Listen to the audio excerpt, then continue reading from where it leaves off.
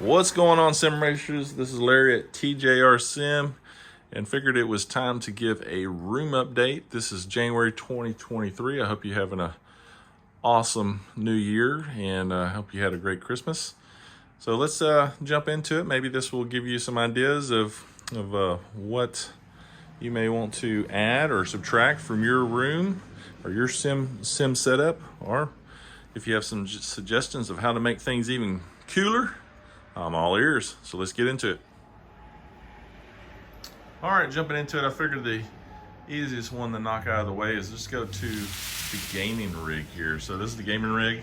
I do game as well as sim race, which is gaming as well, right? So I'm running an Aorus. This is the Aorus 32-inch. I'll drop the model number and a link to it, and Amazon link to it in the description though. But it's a great monitor. It's a 4K 32-inch. I did have a 27-inch LG that I used to use, but I like to run the 32 is kind of the optimal size, I think, as far as gaming goes, where you can see everything for shooters in your peripheral nicely, and then as well when you're sim racing like in Gran Turismo, things look a little bit bigger and brighter with you with racing, right? So this is 120 hertz.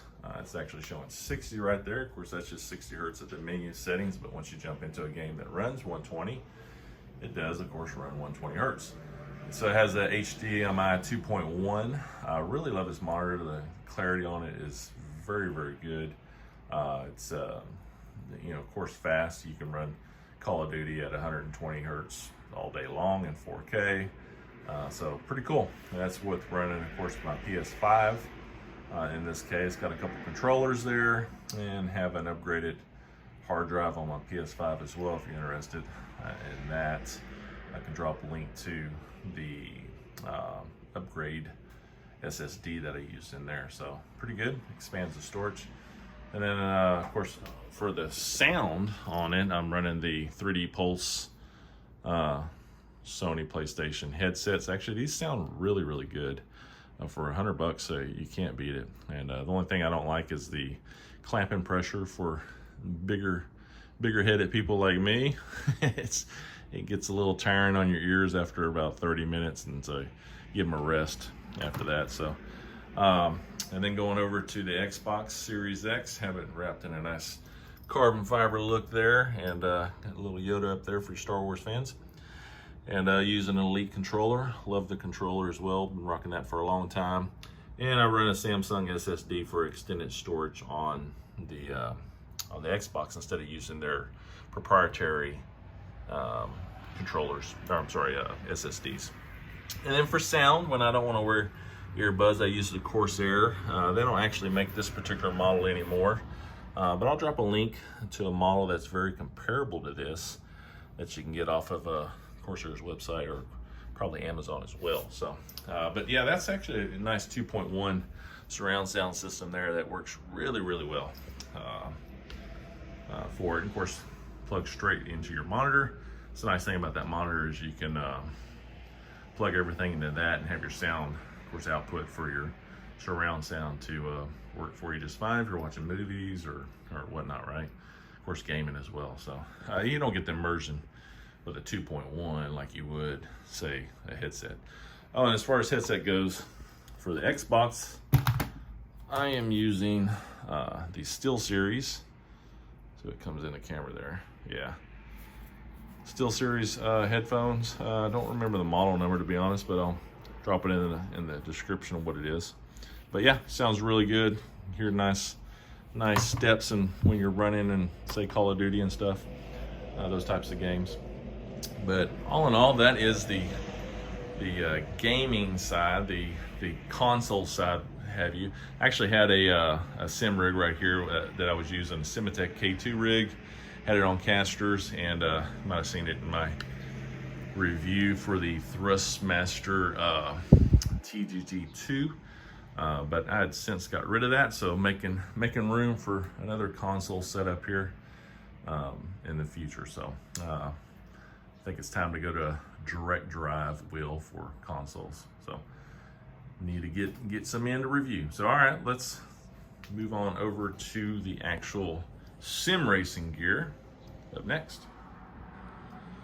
All right, sim racing gear. I'm actually going to swing on over here to the right first to kind of cover some of the gear that I have setting on my table here, though. But this is a sequential shifter. This is from, of course, Husenfeld.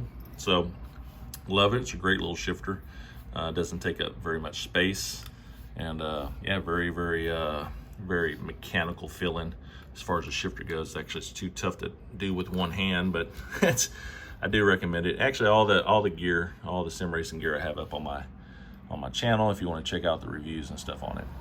And then over here, of course, got the AO logs. This is the handbrake version, and have this, of course, up on the channel for did a review rather on this one as well. Great handbrake, good middle tier handbrake in my opinion. Comparable, actually it's a step up, I would say, from the Fanatic handbrake. But you know, obviously this is just PC only, not for consoles. But yeah, love it. And we'll scoot on down here. I gotta always have my Fanatic V3 pedals. Actually use these as a backup, have the load cell kit in them, but fantastic brake set, so I do actually recommend them as well, especially if you're going to be running consoles, because they'll hook up to your Fanatic wheelbase as well and work great for consoles. So yeah, I'm still keeping them around. Maybe I'll get the direct drive Fanatic set up for that, save me some money on pedals.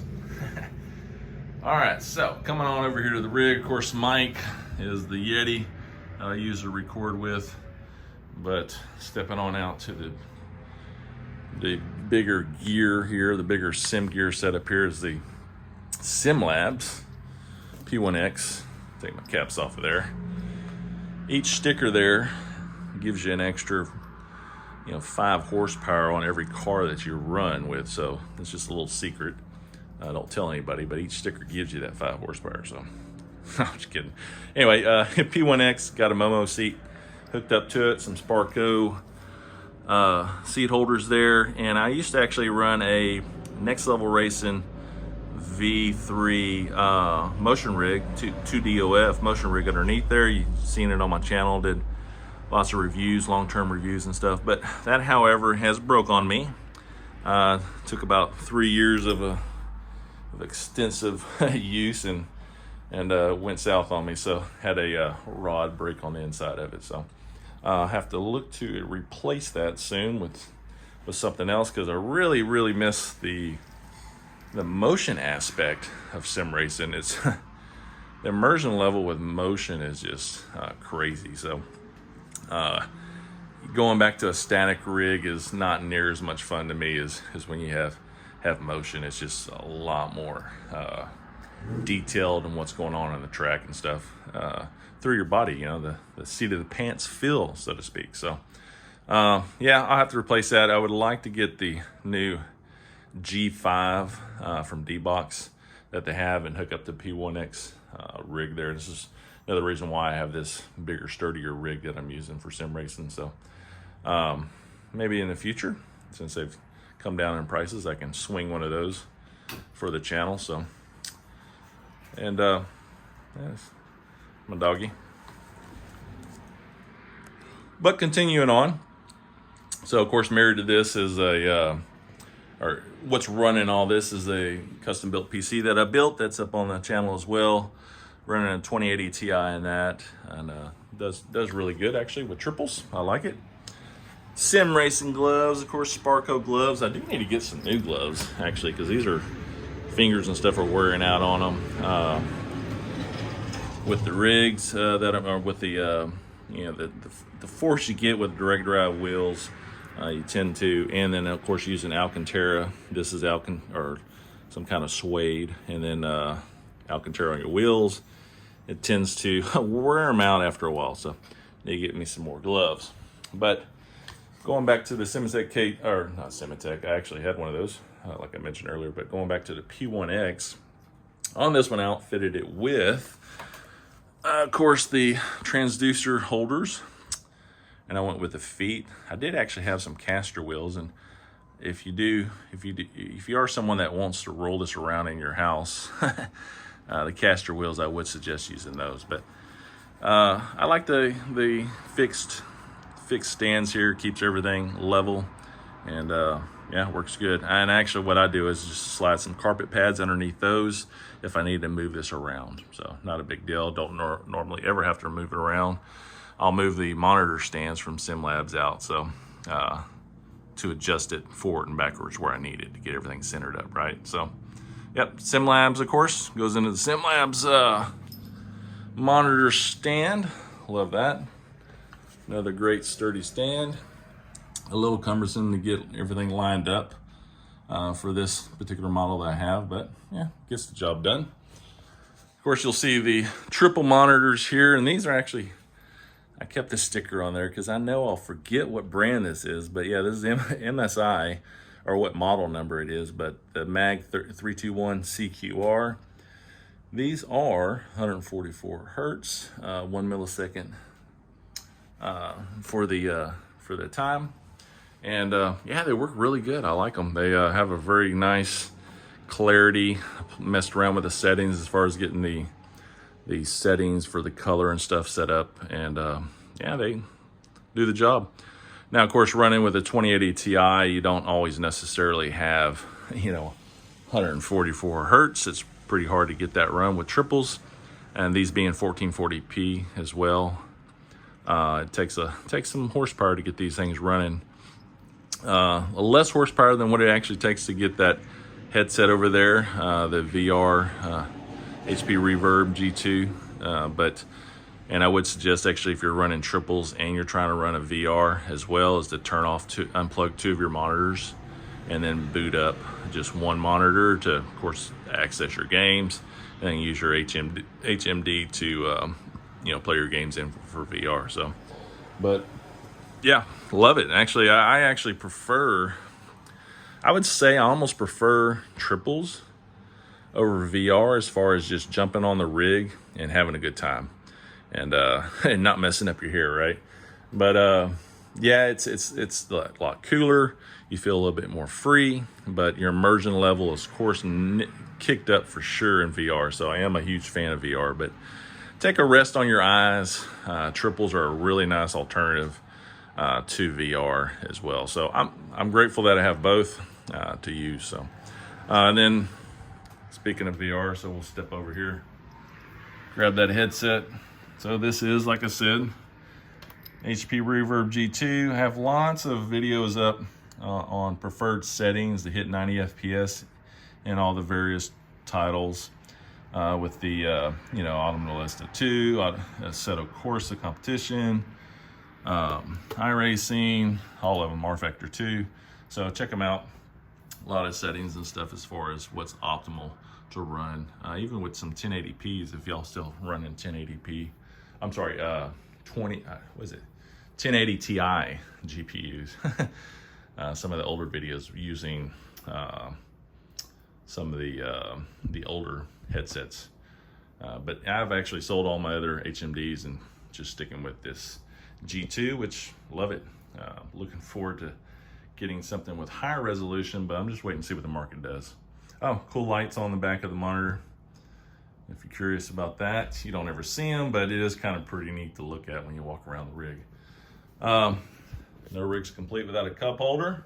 Of course, mouse stand. I've just used the Next Level Racing mouse pad here. Got the mouse stand on for the rig itself. Then, of course, you'll see the AO-Log sequential shifter here. I love this shifter, man. It's got such a great tactile feeling to it. It's just very positive shift. It kind of reminds you of, actually it works better.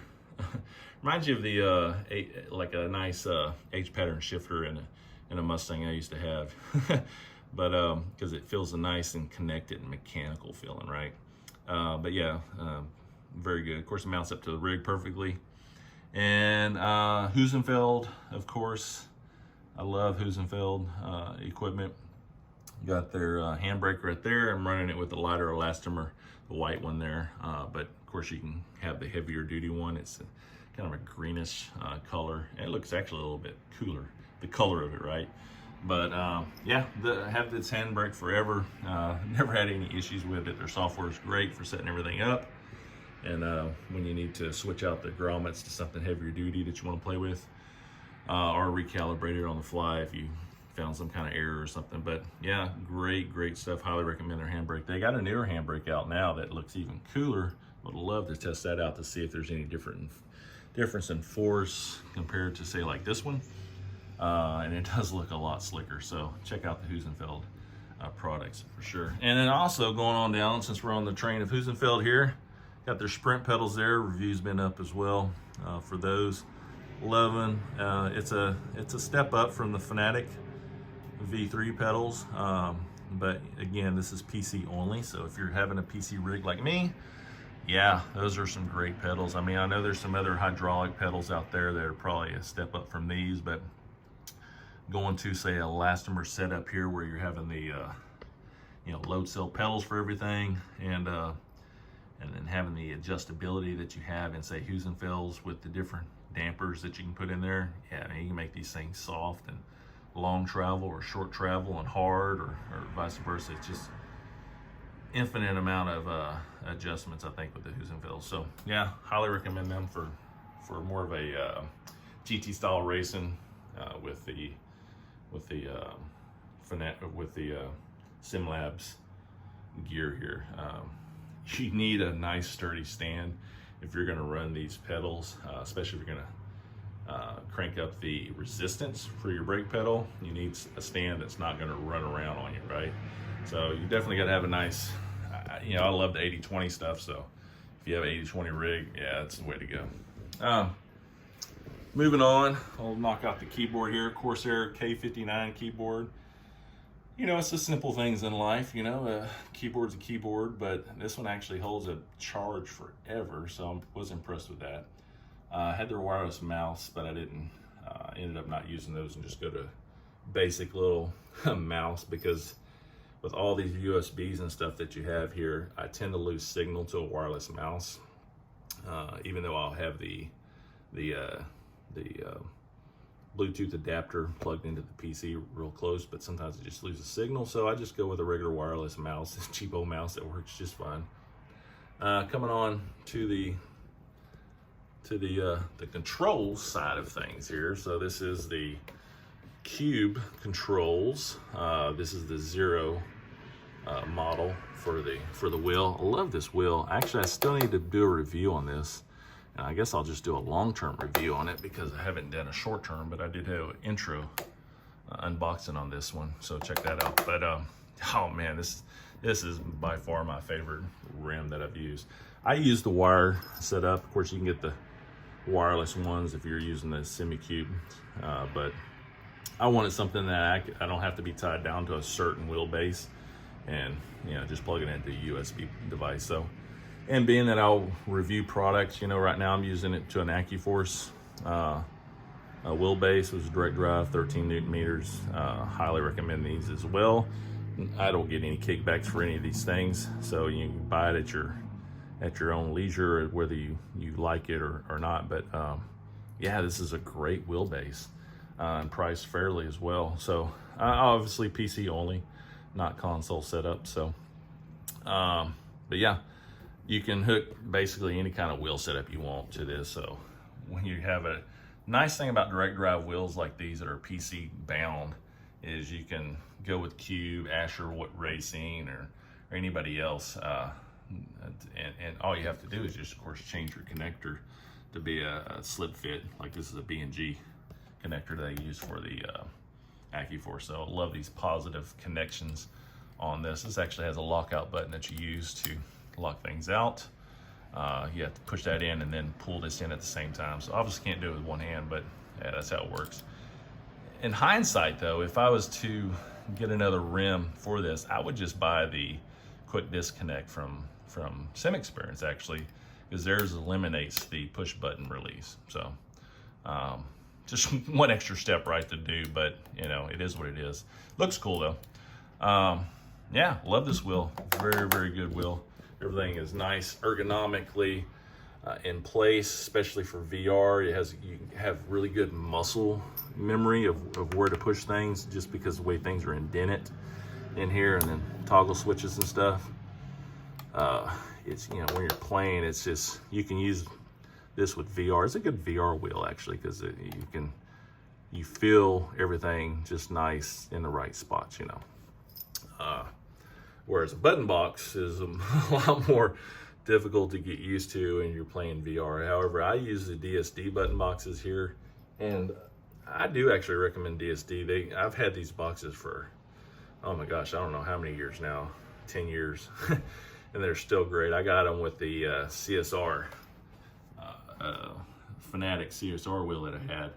And of course they have a different, at the time they had a different mounting solution, right? So I had custom made my own button box holder and from the shop, and just got it CNC'd and designed it up and mounted it up to the AccuForce, because at the time they didn't have a conversion kit. So nowadays they have conversion kits out, DSD does, that you can convert. But I built it out of aluminum and just stuck them in there, and they hold in there just fine. But it's a good testament to the DSD product line of how long these things, I mean, 10 years, man. This is, I don't even know if it's been longer than 10 years. It's just kind of throwing that number out there. But yeah, man, it's been at least 10 years that I've had these things. So great button box. I'd like to get some more. I'd like to build something like a nice button box panel through here and make it look more car-like actually in the future. So I think that would be kind of cool to maybe move this shifter over a little bit closer for handbrake over a little closer, and then build a nice button box setup here that looks more like a car, like in a Ferrari or a Porsche or something like that. And then of course implement this in between. So I think Racing Beyond, he does great work with his whole setup where it looks like a car. So good inspiration from him. Anyway, stepping back, of course, talk about the AccuForce, the wheel, the button boxes, custom plate, monitors, of course the sim rig itself holding everything together. Seat, Momo, real Momo seat. It's a XL version here, if you're curious. This is a Safari Daytona XL. So if you're a 6-foot person and narrow hips, this is a great seat. However, if you're 250 and still narrow hips, it gets pretty tight here in the seat itself. So yeah, you're almost better to see if you can try them out, but they're really hard to get to go walk into a store that actually has these seats, right? So I would say for someone with a 36-inch waist and really 36-inch waist or below is about the max you want to fit in this seat. And if you have really big thighs, it's very tight as far as from here to here, right? So I actually usually put a little seat pad down here to raise me up out of the seat a little bit, just so my thighs will not be so squished in between this area. So just something to think about when you're trying to pick out seats and stuff. It's really hard to figure out if you get the right size or not. So but yeah, love it. I love the seat as far as that goes, and love the side bolsters as well, especially when you're in VR, because what happens is in VR, when you're moving your head side to side, you're hitting physically with your headset against these bumps, and it just adds more to the immersion. So pretty cool. I like it. All right, so let me step over to the back side just so you can see the wiring of everything, right? So like I said, the semi-cube stands, and you can see the wiring. I just loom everything up, and I'm gonna slide back here. Get a little bit better, closer picture here. So for the monitors, the power bricks for the monitors, power supplies rather for the monitors, are just double-sided sticky tape. Use the little wire looms that you can get from Sim Labs there you can zip tie your wires up together. And then of course the power brick here, or as far as the power strip goes, I just double-sided sticky tape it there as well. This thing isn't moving around, right? And now we have everything powered in. The idea was to be able to take this P1X and slide it out separately from the monitor stand, and that way if you needed to install something here or make adjustments, well, actually I can step back here and make adjustments to my pedals because I left enough room for this in this room for me to position this in a manner that I can get back here, right? But if you didn't have to, yeah, it would be good with the caster wheels, or use some carpet slides for these stands from them. But this allows you to have all the power up on your triple monitor stand or your regular monitor stand, and then slide your other stand out of the way to install new gear in if you wanted to, or vacuum. All I have to end up doing is just unplug a couple USBs from the PC, and I can slide this bottom out, right? And then of course the power wire from the wall, and let it go. So yeah, good stuff. Actually I have I don't know if you can see it down here. I have more power plugs down here at the bottom that my wheels plug into, right? So all I have to do is unplug, this, and then I can slide it out from the wall, right? So I have those installed here for the pedals, and I think actually it was for my Next Level Racing motion rig here was plugged into here as well. So, and then with that, actually, just that makes me remind me of power, right? So you got the USB board here, handle all the USBs. It's 20 port 3.0. Put links to that on for Amazon. And come around here when you're sitting on the rig. Let's jump in the rig. I have one power wire here, splitter that I just used to flick it on and off for power to the wheelbase, and then the other one was for the motion rig, just flick it on and off for the motion rig. So works good. It's kind of works like a dead man button if you need to hit a stop for your AccuForce or any other one for that matter. But yeah, it works pretty cool. And then what else? Everything's wired up underneath, and all the wires are of course tucked up and loomed underneath, and got some LED kit on there as well. So okay, extra wheels while I'm sitting here. Got this baby here. This is the Sim Experience button box rather, and this is actually the beta button box because I have these extra little controllers there, wire knobs. I'm sorry, not wire knobs, but see if it'll set here for me. Okay, good. These little push buttons and dials, right? And so this is preemptive of when they released their wireless button box. So this is in beta testing, right? So I got one of these in, took my Momo wheel and drilled it out so I'd have a little rotating button here, and that actually knob kept falling off. So I noticed once they released it, they eliminated this feature, which is good. So yeah, another great reason why you beta test some of these things.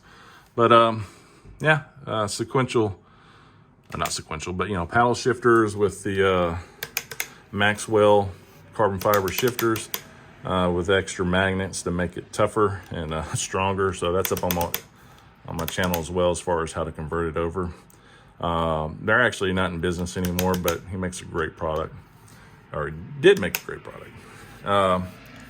Also, my other wheelbase that I liked a lot, one of my favorite ones, is this Fanatic McLaren GT3. Really love this wheel itself. So I actually, especially if you're a Fanatic fan, as I am, this is a great entry wheel. It's inexpensive, like a couple $100, $250 I think, and it's super light, easy to control. As far as you feel all your forces from your wheelbase through here a lot better. I actually have it converted over to USB from SRM, which I have this up on my channel of how to do that as well. But ended up having to not use this wheelbase because my shifters quit recognizing my shifts, and every once in a while in a race I would drop down to like second gear when I was in sixth gear and blow the engine, right? So yeah, it was becoming a pain. So retired this one, And then of course went with the cube controls, and yeah, I haven't looked back after Cube Controls. I'm actually going to get one of their GT style rims from Cube Controls as well. I don't mind not having wireless or something, but this button box here is not working anymore, so retired this one as well. So, but yeah, good stuff. Love the products, and hope you actually enjoy this look at my setup, and maybe it'll inspire you to change your rig up a little bit. But this is what it looks like when I'm setting in here, and yeah, it has lots of fun in here. So all right, well, leave some comments below if you have any questions on some of the gear I have that I may have forgot that I mentioned. Be happy to answer any of your questions, and until next time, we'll see you on the track. I'm out.